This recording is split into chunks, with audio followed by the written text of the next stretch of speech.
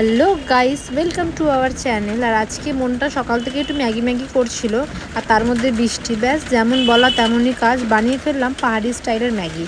নিয়ে নিয়েছি ম্যাগি, পেঁয়াজ কুচি, লঙ্কা কুচি আর ম্যাগির মশলা, আর লাগবে সামান্য পরিমাণ নুন আর হলুদ। কড়াইটা গরম হতে বসিয়ে দিয়েছি, তার মধ্যে দিয়ে দিলাম অল্প পরিমাণ তেল।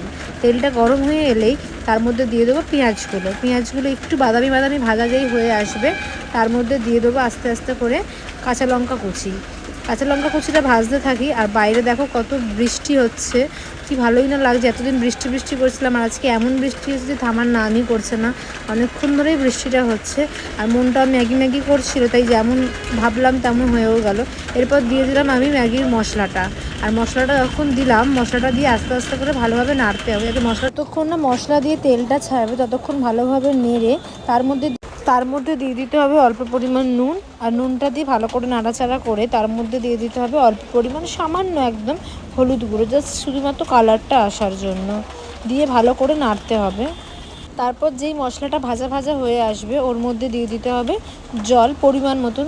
যারা স্যুপ ম্যাগি খেতে চান তারা স্যুপের মতন দেবেন, আর যারা ড্রাই খেতে চান তারা ড্রাইয়ের মতন, মানে অল্প জল দেবেন। আমি স্যুপ খেতে খুব পছন্দ করি, স্যুপ ম্যাগি, তার জন্য আমি স্যুপের মতন জলটা দিলাম। দেওয়ার পরে যে ম্যাগিগুলোকে আমি ভেঙে রেখেছিলাম সেই ম্যাগিগুলোকে কড়াইতে দিয়ে দিতে হবে। তারপর কড়াইতে নাড়াচাড়া করে ম্যাগি সেদ্ধ হয়ে গেলে নামিয়ে নিলে রেডি পাহাড়ি স্টাইলের ম্যাগি আর সঙ্গে বৃষ্টি, পুরো দুর্দান্ত কম্বিনেশন।